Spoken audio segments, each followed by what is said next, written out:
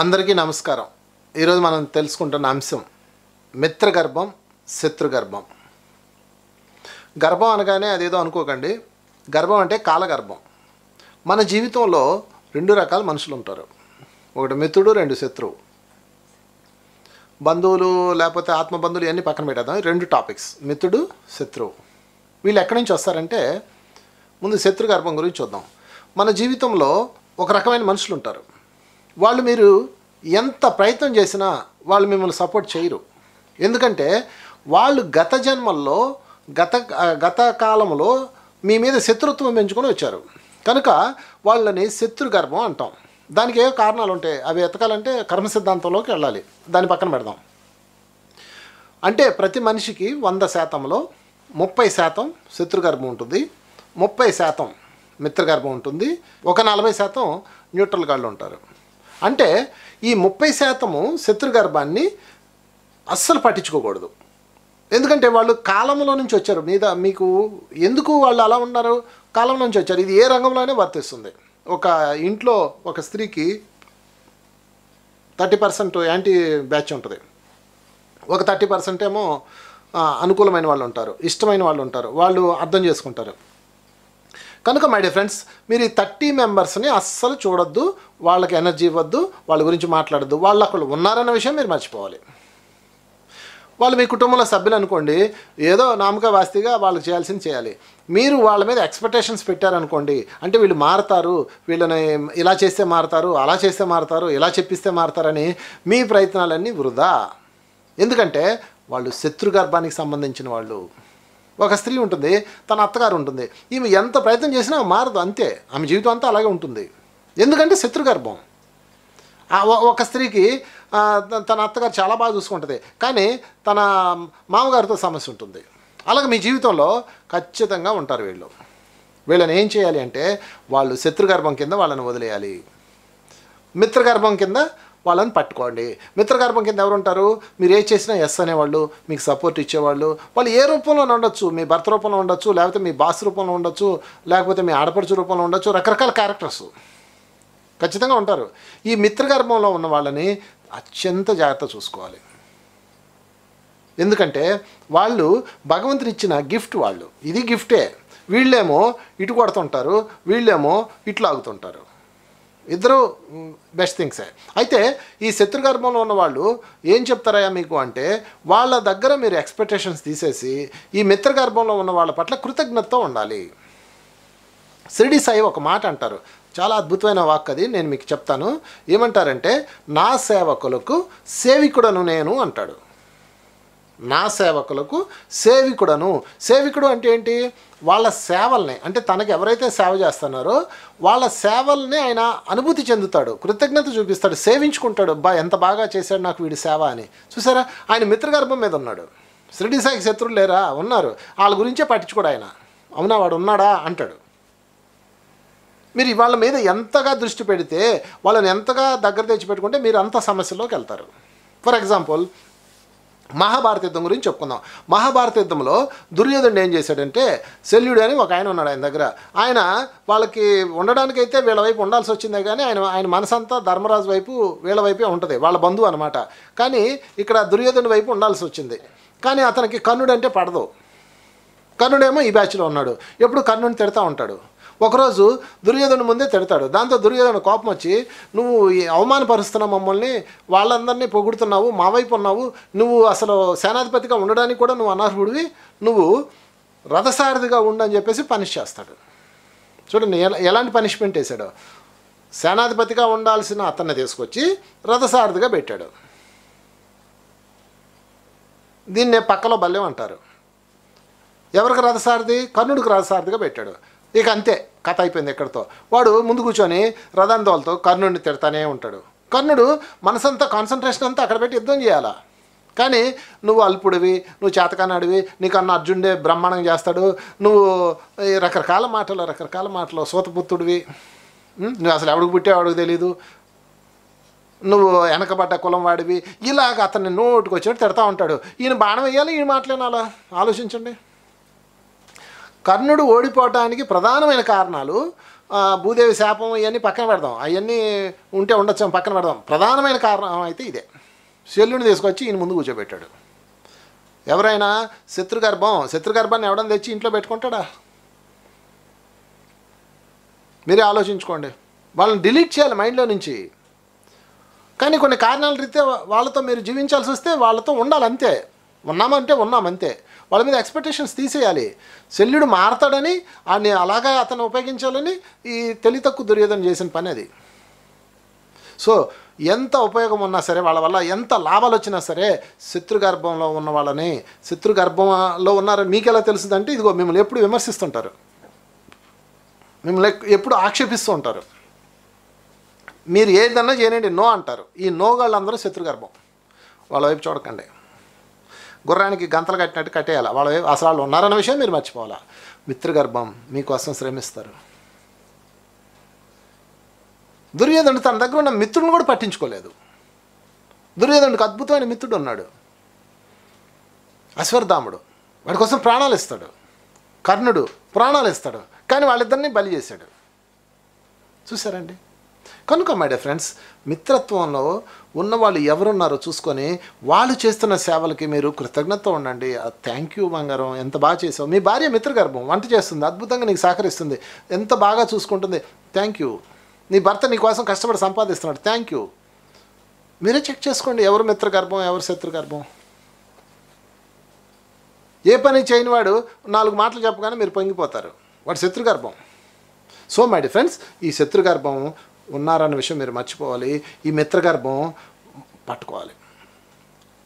అప్పుడు మిత్రగర్భాన్ని ఆనుకొని ఉన్న ఈ న్యూట్రల్గా ఉన్నవాళ్ళు కూడా మిత్రులు అయిపోతారు. ఉన్న మిత్రులే నువ్వు పట్టించుకున్నప్పుడు నీకెవడొస్తాడు నీ దగ్గరికి? ఒంటరి అయిపోతారు మీరు. సోక్రటీస్ తన జీవితంలో ఆయన భార్య పెద్ద శత్రుగర్భం.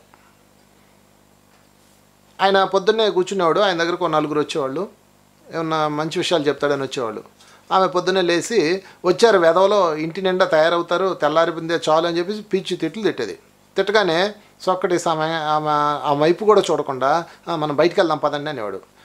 ఏంటండి ఇంత పెద్ద మనిషి ఇలా తిట్టేస్తుందేమో అని అనుకొని వాళ్ళు బయటకు వచ్చేవాళ్ళు. బయటికి రాగానే ఆమె అక్కసు వచ్చేది, ఆమె కోపం వచ్చేది అనమాట. ఏం అనలేదు కదా, అందుకని గబగబ వెళ్ళి ఆ బకెట్ నిండా ప్యాడ్ వేసి అందులో నీళ్ళు వేసి ప్యాడ్ నీళ్ళు తయారు చేసి డాబా మీదకి వెళ్ళి ఆయన బయటికి రాగానే ఆయన మీద ఉంపేది.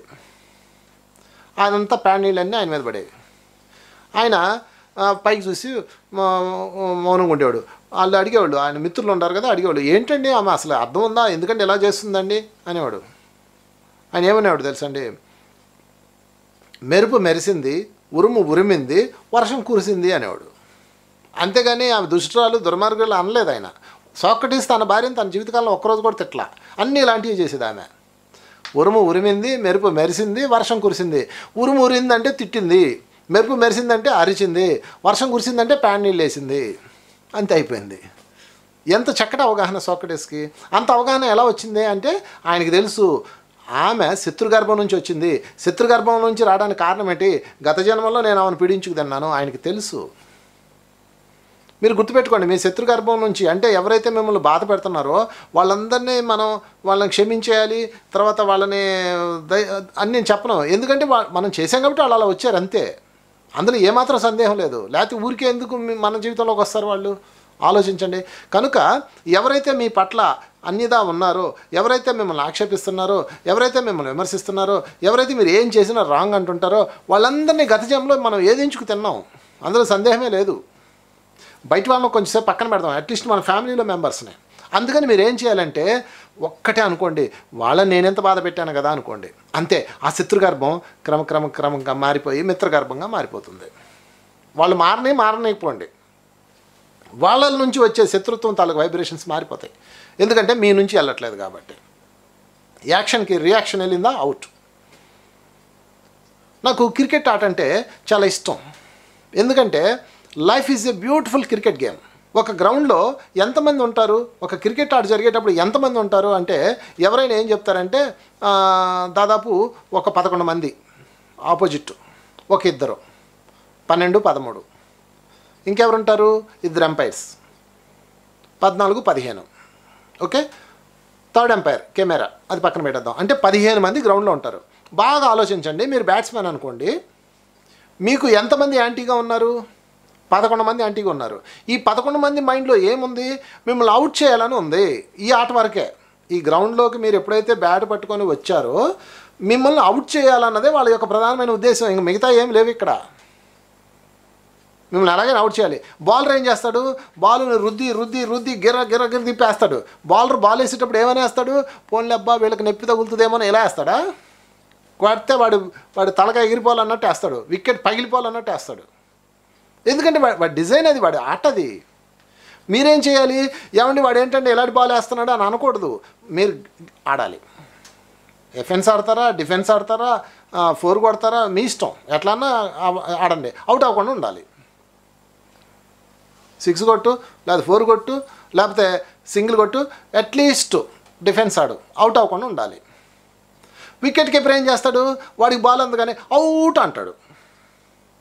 అవుట్ కాదని విషయం వాడికి తెలుసు, కానీ అంటాడు అంతే. వాడికి ఇచ్చిన ట్రైనింగ్ అది. నువ్వు అవుట్ అని చెవులు దద్దరిల్లేలాగా అరవాలి. ఏమో ఎంపైర్ మైండ్లో ఏముండే అవుట్ అన్నాడు అనుకో, మనకు కలిసి వస్తుంది.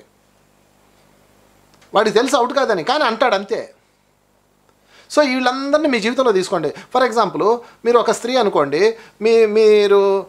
మీకు ఆపోజిట్లో ఒక బ్యాట్స్మెన్ ఉంటాడు. అంటే మీ ఫ్యామిలీ అనుకోండి. ఇదంతా ఒక్కసారి అనుకోండి. ఈ శత్రుగర్భం మిత్రగర్భం అంతా కలిపి ఇక్కడే ఉందనుకోండి. ఒక క్రికెట్ గేమ్. మీరు ఒక స్త్రీ అనుకోండి. మీకు ఇంట్లో సపోర్ట్ చేసే వాళ్ళు ఎవరు ఉంటారు? జనరల్గా ఒక స్త్రీకి తన బిడ్డ సపోర్ట్ ఉంటుంది. అది కూతురు కొడుకు ఎవరో ఒకళ్ళు ఉంటారు అనుకుందాం కాసేపు. అంటే మీరు ఇటువైపు బ్యాట్స్మెన్, మీ కూతురు ఇటువైపు బ్యాట్స్మెన్, ఆపోజిట్ బ్యాట్స్మెన్, లేదా మీ కొడుకు ఆపోజిట్ బ్యాట్స్మెన్ మీకు సపోర్ట్ ఇస్తుంటాడు. ఓకే, మరి బౌలర్ ఎవడు? మీ భర్త. వాడు రుద్ది వేస్తాడు మీకు. వాడు ఉద్దేశం అవుట్ చేయడమే. మరి వికెట్ కీపర్ ఎవరు? మీ అత్తగారు. మాట్లాడితే చాలు, అదిగో అటు పోతుంది ఇటు పోతుంది, దాన్ని ఇష్టం వచ్చినట్టు చేస్తుందని మేమే చెప్తూనే ఉంటుంది. చుట్టూతో ఉన్న వాళ్ళు ఎవరు? మీ చుట్టాలు, మీ ఆడపడుచులు, మీ తోటికోడల్లో, వీళ్ళందరూ అనమాట. వాళ్ళు ఎప్పుడు ఛాన్స్ దొరికిద్దా నేను వేసేద్దామని చూస్తుంటారు. అదే క్యాచ్ పట్టడం. ఇదే శత్రుగర్భం అంటే. ఆట అది అది అది ఆట అయినప్పుడు ఇది ఆటే మై డియర్ ఫ్రెండ్స్. అది అందమైన ఆట, ఇది అందమైన జీవితపు ఆట. ఇది ఒక్కటి అర్థం చేసుకోండి. ఈ రోజు నుంచి మీ శత్రుగర్భాన్ని మీరు యాంటీ ఫీల్డర్స్లా చూసి వాళ్ళతో చక్కగా ఆడుకుంటారు. ఎప్పుడు 6 కొట్టాలి, ఎక్కడ స్క్వేర్ కొట్టాలి, ఎవరికి దొరకకుండా ఎలా ఆడాలని మీకు అర్థమైపోద్ది. అలా కాకుండా మీరేం చేస్తున్నారు? ఇదిగో నేను 6 కొడితే వీడు క్యాచ్ పెట్టాడండి అంటున్నారు. ఏమైనా అర్థం ఉందా? మా తోటికోళ్ళు నా మీద ఎన్ని మాటలు మాట్లాడిందని అంటారు. ఆ ముందే మాట్లాడడానికి. కనుక మై డియర్ ఫ్రెండ్స్, ఈ 11 మెంబర్స్ మీకు యాంటీగాళ్ళు. అక్కడ ఎంపైర్ ఉన్నాడు, ధర్మం వైపు నిలబడతాడు. అంటే మీ మామగారు అనుకోండి, ఒక స్త్రీకి అనుకున్నాం కాబట్టి మీ ఇంటి పెద్ద. ఆయన ధర్మంలో ఉన్నాడు కాబట్టి ఆయన ఏం చెప్తాడంటే అవుట్ కాదండి అంటాడు. కానీ ఒక్కొక్కసారి ఈ వికెట్ కీపరు అదే అత్తగారు ఆ మామగారిని కొనేస్తుంది. అందరు కలిసి 11 మంది కలిసి వాడిని కొనేస్తారు. Match fixing. అవుట్ కాకపోయినా అవుట్ అంటాడు.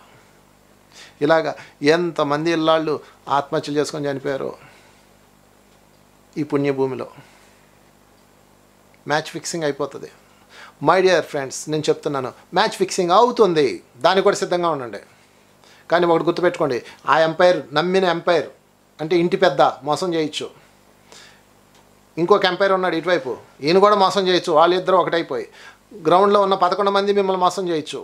2 ఎంపైర్లు మోసం చేయొచ్చు. ఆఖరికి మీ కో బ్యాట్స్మెన్ కూడా మిమ్మల్ని మోసం చేయొచ్చు. ఎందుకంటే వాళ్ళ ప్రలోభాలను పడిపోతారు. అందరూ ఒకటే, ఆడు కూడా మీకు హ్యాండ్ ఇచ్చేస్తాడు. మీ బిడ్డ కూడా మీకు సారీ మమ్మీ అంటాడు. మిమ్మల్ని పిచ్చివాళ్ళని చేసేస్తారు. ఇలా ఎంతమంది స్త్రీలు పిచ్చివాళ్ళు అయిపోయారో, ఎంతమంది పురుషులు నాశనం అయిపోయారో. ఇలాగా అందరూ కలిసి చేసేస్తారు. ఇది అంతే శత్రుగర్భం, ద గేమ్. కానీ మై డియర్ ఫ్రెండ్స్, గుర్తుపెట్టుకోండి, మీకంటూ ఎవడున్నాడు ఈ గ్రౌండ్లో అంటే ఒక్కడున్నాడు. ఎవడా ఒక్కడు? థర్డ్ ఎంపైర్, థర్డే మాస్టర్, పరమాత్ముడు చూస్తుంటాడు. వీళ్ళందరూ కలిసి అవుట్ అన్నా ఇలా అంటారు. అంటే టీవీలో చూసి ఫైనల్ చేయాలి. అప్పుడు ఆ కెమెరాలో క్లోజప్లో చూసినప్పుడు ఆ బాలు ఇలా వచ్చి ఇదిగో వికెట్కి తగలలేదు, నాట్ అవుట్ అంటారు. అంటే దాని పేరే ధర్మదేవత. అది ఎప్పుడు మీ వైపు ఉంటుంది, ధర్మం వైపే ఉంటుంది. దాన్ని ఎవరు కొనలేరు. థర్డ్ అయిన ఎవరు కొనగలరు? ఈ 11 మంది కాదు, 11,000 మంది కూడా కొనలేరు. సో మై డియర్ ఫ్రెండ్స్, ఈ జీవితము, ఈ శత్రుగర్భత్వం ఒక గేమ్. ఈ గ్రౌండ్లో ఉన్న మిత్రుడు ఎవడు? మీకు ఒకడే, మీ బిడ్డ. మీరు అనుకుంటారు నా బిడ్డ నాకు చాలు అనుకుంటారు. వాడు మోసం చేస్తాడు. నా చిన్నప్పుడు నేను క్రికెట్ ఆడుతున్నప్పుడు ఇదిగో ఇటు నుంచి ఇటు పరిగెట్టాను, 3 గంతుల్లో వెళ్ళిపోయాను. అటు నుంచి వాడు కూడా కొంచెం దూరం వచ్చాడు, రాగానే బాలు అటువైపు వెళ్ళిపోయింది. వెళ్ళగానే వీడు ఏం చేశాడు, కొంచెం దూరం వెళ్ళి వెనక్కి వచ్చేసాడు. నేను అక్కడ నాకు అవుట్ అయిపోయాను. అంటే నేను అవుట్ చేశాడు వీడు. ఏమి నువ్వు వెనక్కి వచ్చావురంటే, అంటే నేను అవుట్ అయిపోతాను, నన్ను భయం వేసింది అన్నాడు. చూసారా, అంటే మిత్రగర్భంలో ఉన్నాడు కూడా వాడి ప్రాణం మీదకి వచ్చాడు, మీకు నమస్కారం పెడతాడు. అందుకని మై డియర్ ఫ్రెండ్స్, మీరు పట్టుకోవాల్సింది వీడిని కాదు, వాడిని కాదు, వాడిని, ధర్మదేవతనే. అది మీకు మిత్రులను అందిస్తుంది. సో ఒక లైఫ్ అన్నది ఒక అద్భుతమైన క్రికెట్ ఆట లాంటిదే. ఇక్కడ మీకు అందరూ యాంటీగానే ఉంటారు, అయినా మీరు ఆడాలి. ఈ అద్భుతమైన ఆటను మీరు ఆడాల్సిందే, అవుట్ అవ్వకుండా ఆడాలి. లేదు నాకు జీవితం బోరు కొట్టేసిందని ఆత్మహత్య చేసుకుంటారు. అదే బ్యాట్ తీసుకెళ్ళి వికెట్లు కొట్టేస్తే చాలు, మీరు బయటికి వెళ్ళిపోవచ్చు. కానీ మళ్ళీ మిమ్మల్ని ఆటలో పెట్టుకోరు, బాగా అర్థం చేసుకోండి. కానీ ఒకటి గుర్తుపెట్టుకోండి, చుట్టూతా జనం ఉన్నారు కదా, వాళ్ళని అసలు నమ్మకండి. వాళ్ళు ఏది చేసినా చప్పట్లు కొడతారు. వాళ్ళు ఏం పోయా పాప్కార్న్ అంటే చప్పట్లు కొడతారు. వాళ్ళని ఫాలో అయిపోకండి. ఆహా ఇంతమంది జనం నాకు చప్పట్లు కొడుతున్నారు అనుకున్నారు, చిన్న తేడా రాగానే కొట్టేస్తారు. ఎన్నో సిక్స్లు కొట్టి ఎంతో అద్భుతంగా ఆట ప్రదర్శించిన మన క్రికెటర్స్ ఒక్కొక్కసారి కప్పు ఓడిపోయి తిరిగి వచ్చినప్పుడు వాళ్ళ మీద కోడిగుడ్లు టమాటా కలిసిరేస్తారు. పాపం. ఈ ఫ్యాన్స్ నమ్మకండి, ఈ చప్పలు కొట్టే వాళ్ళని నమ్మకండి, దాన్ని ఎంజాయ్ చేసి వదిలేసేయండి. ఒక్కనే నమ్మండి. ఎవడు వాడు? తరుడై మాస్టర్, పరమాత్ముడు. వాడు మిమ్మల్ని చూస్తూ ఉంటాడు. నువ్వు ధర్మంలో ఉన్నంతకాలం నీకు సపోర్ట్గా ఉంటాడు. ఎంతమందినైనా మిత్రులను ఇస్తాడు. Thank you very much.